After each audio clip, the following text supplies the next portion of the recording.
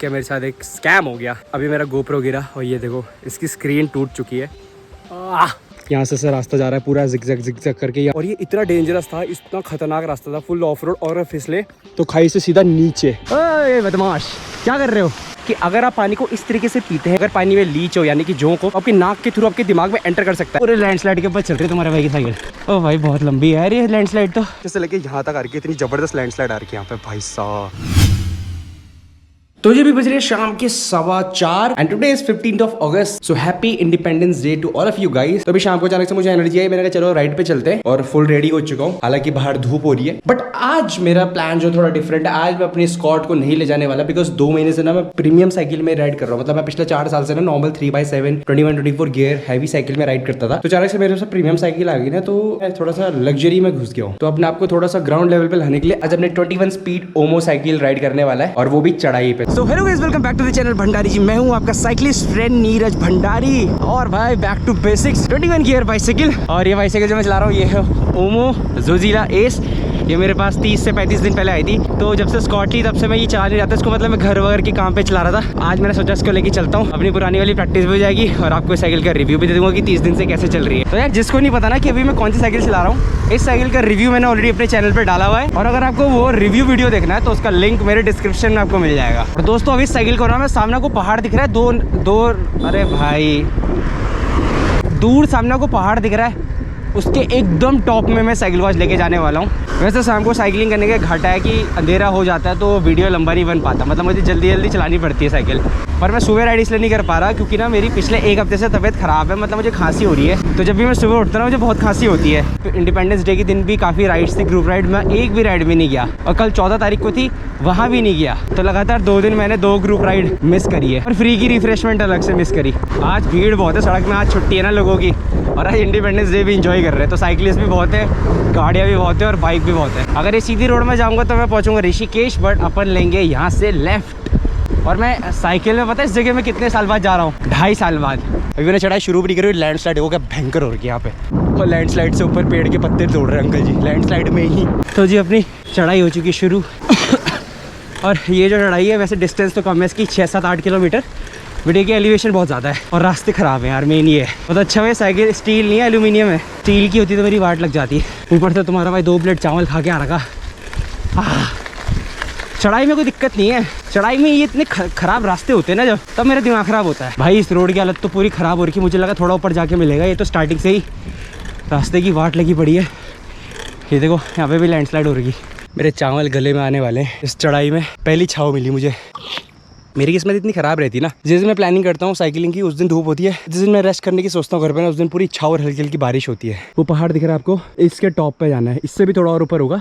ये देखो भाई पूरे लैंडस्लाइड के ऊपर चल रही है तुम्हारे भाई की साइकिल। ये ना पूरा जो लैंडस्लाइड है ना, मिट्टी नहीं पूरे पत्थर है बड़े बड़े। तो यार सेक्शन फटाफट पार करता हूँ भाई, ऐसे एरियाज में जितना हो सके फटाफट निकलो, कितनी भी वाट क्यों ना लग रही हो। चढ़ाई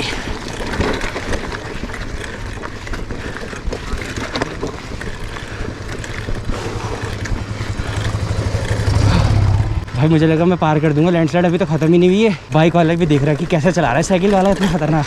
ओ भाई बहुत लंबी है यार ये लैंडस्लाइड, तो क्या वाट लगी पड़ी है इस रोड की। ओए एक हाथ से चलाने का घाटा। फाइनली ये लैंडस्लाइड वाला लंबा पैच खत्म होता हुआ। रेस्ट लेता हूँ थोड़ा। देखो धूप बहुत तेज है, यहाँ पे थोड़ी छाया है तो इसलिए रुका हूँ। और वो टॉप दिख रहा है आपको गाइस, ये टॉप, ये है द्वारा का मेन टॉप जो कि बैन हो चुका है, और यहाँ पे कैंपिंग करी थी मैंने। बाकी भाई ये देखो तुम्हारे भाई की ओमो, ये तुम बहुत टाइम बाद देख रहे होंगे क्योंकि जब से मैंने रिव्यू करी तब से मैंने निकाली नहीं है लॉन्ग राइड में। तो मैंने कहा आज भाई अपने पुराने दिन निकालते हैं, जिस दिन मतलब पहले मैं 21 गियर्स में जाता था। तो पहले जब मैं 21 गियर्स की साइकिल चलाता था ना, तब मैं इस वाली चढ़ाई पे इतना मजे से चलाता था, और आज इतने दिन बाद चला रहा हूँ ना, ऐसा लग रहा है यार कितने वाट लग रही है, क्योंकि भाई अब मेरे को हाई मतलब थोड़ी अच्छी साइकिल की आदत होगी ना। बट टू बी ऑनेस्ट जितना सोचा था उससे तो बेटर ही चल रही है, क्योंकि एल्यूमिनियम एलॉय है ये वाली जो पर्टिकुलर मेरे पास ओमो बाइक है, और शिफ्टिंग वगैरह सब कुछ स्मूथ हो रही है। एंड बेस्ट पार्ट है कि सस्पेंशन लॉकआउट भी है इसमें, तो ये है कि चढ़ाई पे मतलब मैं सस्पेंशन लॉक कर रहा हूँ, जिसकी वजह से मुझे आसानी हो रही है। हालांकि ऑफ रोडिंग पे नहीं कर रहा, और जब ऐसा सेक्शन आ रहा है तब उसमें लॉक कर रहा हूँ। बाकी यार हाथ में पकड़ा मैंने, तब से आपको दिखाना भूल गया। मैंने प्लान किया कि मैं अपने इंस्टाग्राम पे ना डेली मिनी ब्लॉग डालूंगा, जिसमें वॉइस ओवर नहीं करूँगा, ASMR टाइप करूँगा, मतलब सुबह उठने से लेकर साइकिल राइड वगैरह कर। तो मैं ऐसे करता नहीं था, मैं हमेशा जब भी लॉन्ग टूर जाता हूँ, लॉन्ग राइड पे जाता हूँ, तो मैं मोस्टली ब्लॉग ही बनाता हूँ। सबसे बड़ी प्रॉब्लम ये आ जाती है कि मैं ट्राइपॉड कौन सा लूँ। तो मैंने अभी अमेजॉन पे ये ट्राइपॉड देखा है, इतना छोटा मेरे पॉकेट में आ रहा है, ऐसे फोल्ड हो जा रहा है, प्लस इसमें ब्लूटूथ का ऑप्शन भी है और ये ऐसे लंबा भी हो जाता है। और सबसे बेस्ट पार्ट भाई ये देखो, ये देखो, ये देखो, इसमें लाइट भी है, अंधेरे में भी इसमें ब्लॉग शूट कर सकता हूँ भाई। और पता कितने का, सिर्फ 300 रुपये का लिया मैंने अमेजोन में भाई साहब। तो यार आपकी हेल्प लेना, ये ट्राइपॉड का लिंक जो है मैं अपने डिस्क्रिप्शन में लगा दूंगा। कोई एडवर्टीजमेंट वगैरह नहीं कर रहा हूँ भाई, बता रहा हूँ जेन्युइनली। बहुत सारे साइकिलिस्ट को मजा आने वाले ट्राइपॉड लेंगे अगर वो। और इस साइकिल का भी मैं तुम्हें प्रोडक्ट लिंक डिस्क्रिप्शन में दे दूंगा, जो इसके डिटेल्स वगैरह होंगे तुम वहाँ जाके चेकआउट कर सकते हो एंड परचेज भी कर सकते हो। भाई धूप होगी बड़ी तेज, अभी मेरे को यहाँ से ऊपर जाना है।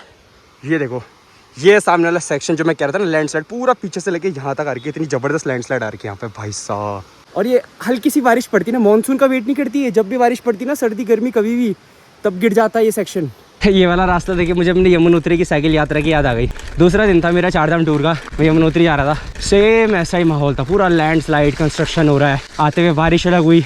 और भाई मेरा तो मतलब 1 से 1.25 लाख का उस दिन नुकसान हो गया था यमुनोत्री यात्रा से आते हुए। 55-60,000 का मेरा लैपटॉप था, वो तो फूक गया, वो तो आज तक मेरा खराब है। पिछले 2.5 साल से मैं फ़ोन से ही सब कुछ कर रहा हूँ। जो सोच रहे होंगे मैं एडिटिंग कहाँ करता हूँ, फ़ोन में एडिटिंग करता हूँ, वीडियो एडिट करके सारी पुरानी वीडियो डिलीट करता हूँ। मेरे पास कुछ भी पुरानी डेटा नहीं है। और उस दिन मेरा GoPro भी खो गया था, भगवान की कृपा से अगले दिन GoPro मिल गया, पर लैपटॉप तो मेरा ख़त्म हो गया आज भी बारिश में भीग के। Guys what I have learn in my cycling journey ना, मतलब पिछले 4-5 सालों में मैंने क्या सीखा है, मतलब मेरे को सूट करता है, आपको पता नहीं। हमेशा मैं रेस्ट तभी लेता हूँ जब मैं एकदम थकने वाला होता ना, उससे पहले ही। फॉर एग्जाम्पल मुझे पता है कि 2-3 मिनट में बहुत थकने वाला हूँ, तो उससे 2 मिनट पहले ही मैं फुल रेस्ट ले लेता हूँ। जैसे मुझे पता है मैं आगे जाके थोड़ा थकने वाला हूँ, तो मैं अभी ही प्लेन वाले एरिया में रेस्ट ले रहा हूँ। पता नहीं मुझे तो ये सूट करता है। फिर उसके बाद क्या होता है कि मेरी एनर्जी थोड़ी बच जाती है और मैं आगे और पुश कर लेता हूँ। तो आप भी ऐसी करो, ईगो राइडिंग कभी ना करो। मैं पहले भी कहता आ रहा हूँ कि ईगो राइडिंग कभी ना करें। अगर आपका मन है रेस्ट लेना है तो रेस्ट लीजिए, घर वापस जाना तो वापस जाइए, गाड़ी में डालना तो डालिए यार, किसको दिखा रहे हो, राइट? आप खुद के लिए तो कर रहे हो एट द एंड। तो हेल्थ इज वेल्थ, अगर हेल्थ ही रहेगी तो आगे जाके वेल्थ बना पाओगे। And wealth is not equal to money, wealth मतलब अच्छी life. That is what wealthy person is all about, कि भाई वो खुश है, उसका परिवार खुश है, वो जीवन में यू नो सेटिस्फाइड है अपने जीवन से। That is a wealthy guy, not कि जिसमें करोड़ों रुपए है वो वेल्दी है। That is rich. कुछ भी कह लो, कितनी भी लैंडस्लाइड आए, कितनी बाढ़ है, पर अपना देहरादून भाई बहुत सुंदर है।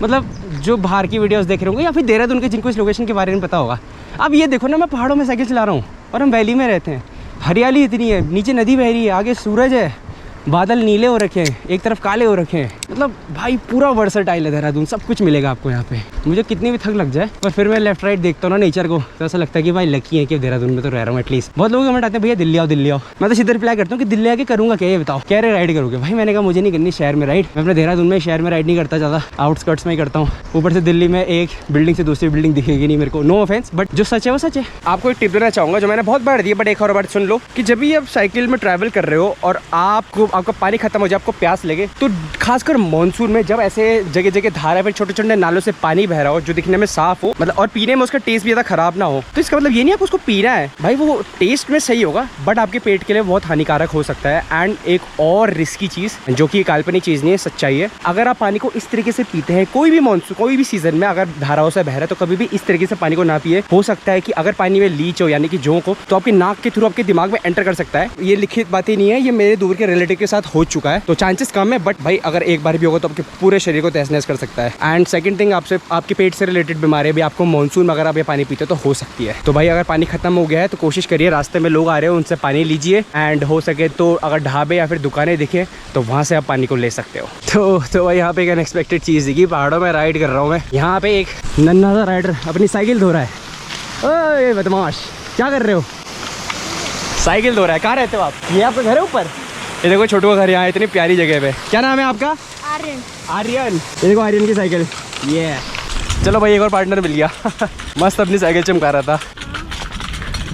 चलो भाई ये तो बढ़िया वापस, अभी पार्टनर बनाया और अभी धोखा दे दिया उसने तो जी एक और रेस्ट ले लिया है क्योंकि अब सीधा मेरे को उस पहाड़ के टॉप पे जाना है। अगर आप मुझे पहले फॉलो करते होंगे तो आपको शायद पता होगा कि मैंने अपनी एक ओमो बाइक में, जो उससे पहले मेरे पास ओमो थी स्टील फ्रेम की, ये तो एलॉय है, स्टील फ्रेम की ओमो में तुम्हारे भाई ने यहाँ से पूरा चमोली का टूर किया हुआ है। वीडियो का भी लिंक मैं डिस्क्रिप्शन में डाल दूंगा। यहाँ से हमारी मतलब हम लोग 20, 25, 30 राइडर गए थे यहाँ से टोटल चमोली। 3-4 दिन में हम पहुंचे थे। वो टूर भी बहुत अमेजिंग था हमारा। क्या स्वागत किया गया था, क्या खाना खिलाया भाई, अमेजिंग। और भाई वीडियो बना रहा था और अभी चेक किया मेरे साथ एक स्कैम हो गया। अभी मेरा गोप्रो गिरा और ये देखो इसकी स्क्रीन टूट चुकी है और इसमें टेम्पर्ड भी नहीं है, ये इसकी ओरिजिनल स्क्रीन है।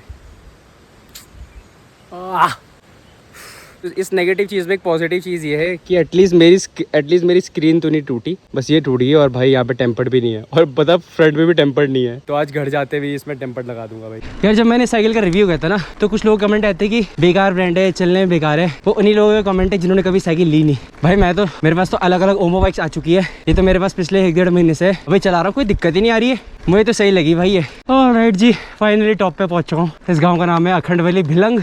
तो भाई बहुत चटक धूप हो रही है और मैं वहाँ नीचे से आ रहा हूँ। अराउंड ज़्यादा नहीं है, मतलब 9-10 किलोमीटर ही है। ये कि थोड़ा जिगजैग और खराब रूट है, बट अभी मुझे इस गांव से उस टॉप पे जाना है, तब मुझे पूरी ढलान मिलेगी। देखो यार, जाना तो मुझे उस साइड है, उस पहाड़ के टॉप पे, बट मैं ऑपोजिट साइड इसलिए आया क्योंकि मैं आपको एक बहुत ही प्यारा और डेंजरस नज़ारा दिखाने वाला हूँ, जो कि है ये। Look at this beautiful. अभी मैं ना पहाड़ के उस पार से आया हूँ और पहाड़ के इस पार एक अलग ही दुनिया है।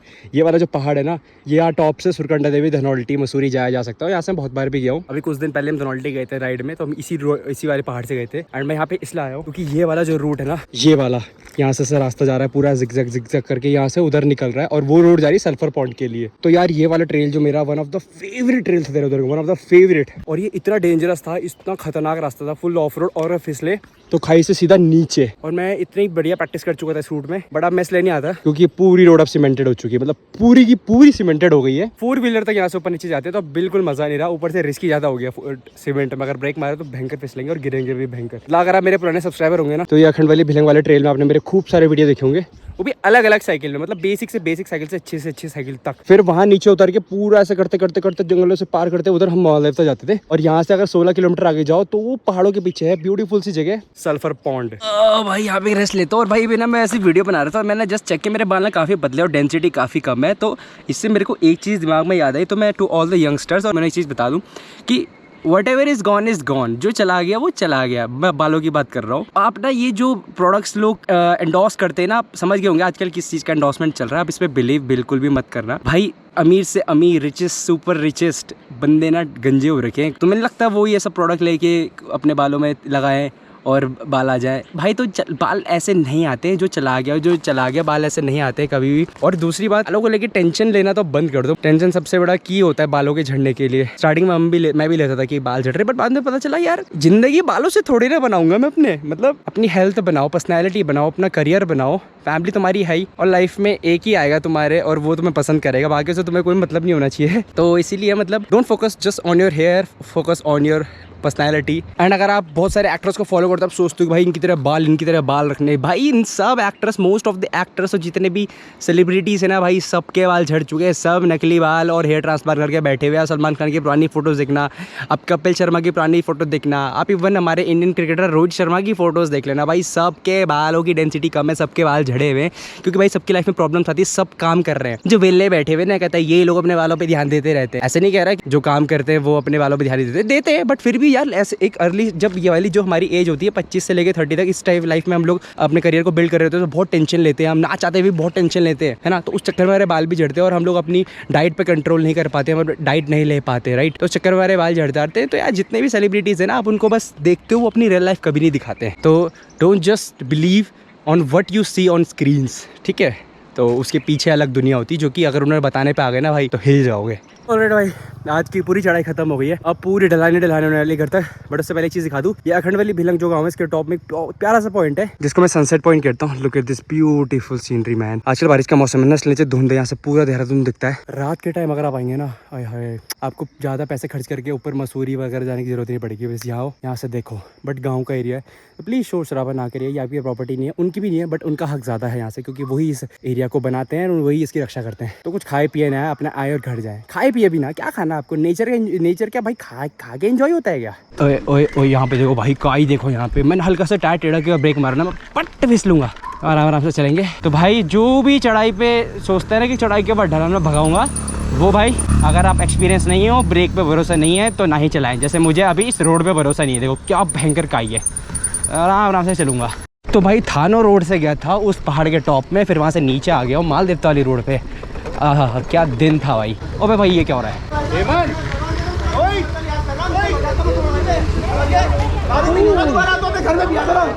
ठीक है, ये तुम्हारे बाप की प्रॉपर्टी नहीं है। लड़ाई हो गई यहाँ, 10 रुपये किलो गाड़ी चला रहे बताओ। पर तुम्हारा भाई ऐसा ही नहीं है यार, वहाँ पे खड़ा होकर मेरे को वेल्ले लोगों की तरह से भीड़ मचाने का बिल्कुल शौक नहीं है भाई, बिल्कुल शौक नहीं है। ऑलराइट, घर पहुंच गया और अपनी ओमो यहाँ पे खड़ी कर दी है मैंने। That's it for the video. I hope आप लोगों को वीडियो पसंद आएगा। और यार मैं ना जब राइड में था ना, तो मैं उस टाइम तो खैर बॉडी गर्म रहती, कुछ सोचने का टाइम नहीं मिलता। बट अभी घर आया ना और ये मतलब देखा तो मुझे इतना बुरा लग रहा है लिटरली। मैं बहुत ही ज़्यादा सैड हो रखा हूँ अभी, क्योंकि ये बड़ी मेहनत करके तो मैंने ये लिया था। क्योंकि 2.5 साल मैंने अपने 10,000 के फ़ोन से ब्लॉगिंग करी थी। उसके बाद जब ये आया था तो मेरी लाइफ काफ़ी आसान हो गई थी इसकी वजह से। और फाइनली मतलब ये टूटा है। खैर मेरी गलती, इसमें टेम्पर लगाना चाहिए था। जो होता है वो होना ही होता है। अब तो मेरा इतना दिमाग ख़राब हुआ ना कि मतलब मुझे पता है अभी ये कहीं ना कहीं आगे जाके इसने ख़राब हो ही जाना है। अभी तो मैं इसको चला लूँगा इसमें टेम्पर लगा के, बट इसमें पानी जाएगा तो ऑटोमेटिक ख़राब हो ही जाएगा। And I don't think so कि देहरादून में कोई GoPro वगैरह ठीक करता है, वो भी Hero 9 काफ़ी पुराना मॉडल है। तो इस चक्कर में ना मैंने अपने साइकिलिंग शूज़ ऑर्डर कर रखे थे, शिमानो की क्लीट्स जिसे कहते हैं। वो 6-7 हज़ार 5 हज़ार के आते हैं वो, तो वो मैंने कैंसिल करे। उसके सॉक्स मैंने ऑर्डर डाले हुए थे, वो सब मैंने कैंसिल किया। तो फिर मैंने इसका टेम्पर्ड ऑर्डर किया और वो सब चीज़ें कैंसिल कर दी, क्योंकि आगे जाके मुझे बजट अपना बना के रखना पड़ेगा। क्योंकि मुझे लगता है आगे जाके मुझे शायद नया GoPro लेने की नौबत आ जाए। नया तो नहीं, सेकंड हैंड ही लूँगा 11-12। देखते हैं, अगर ये ख़राब हुआ तो होपफुली ना ही हो तो बेटर है। और जैसे आपको पता होगा कि 2 साल पहले मेरा लैपटॉप पूरा ख़राब हो गया था, तो मैं थोड़ा बहुत मतलब अपने बजट लैपटॉप के लिए भी धीरे धीरे पेनी करके मैं लैपटॉप के लिए भी सोच रहा था कि आने वाले 1 साल के अंदर एक लैपटॉप भी ले लूँ, सो दैट कि मेरा सारा डेटा और मेरे को एडिटिंग में आसानी हो। क्योंकि एक फ़ोन में मेरे पास कुछ भी नहीं बचा हुआ है, सिर्फ एडिट करता हूँ, सारी वीडियो डिलीट कर देता हूँ। तो अभी देखते हैं आगे जाके क्या होता है। तो I will see you in the next video with more fun and more adventures. Till then take care, right से peace out and have fun. Life में ऐसे फेजेस तो आते रहते हैं, आपके साथ भी जरूर आएंगे। अब कितने भी ऊपर जाओ या नीचे जाओ, ऐसे फेजेस आपकी लाइफ में जरूर आएंगे। बस आपको करना है क्या है कि पेशेंस रखना है और वेट करना है कि कभी ये फेज आपकी लाइफ से जाए। बाकी तो गाइस ट्राइपॉड का लिंक मैं आपको डिस्क्रिप्शन में दूंगा। And if you want to buy Omo bike, उसका लिंक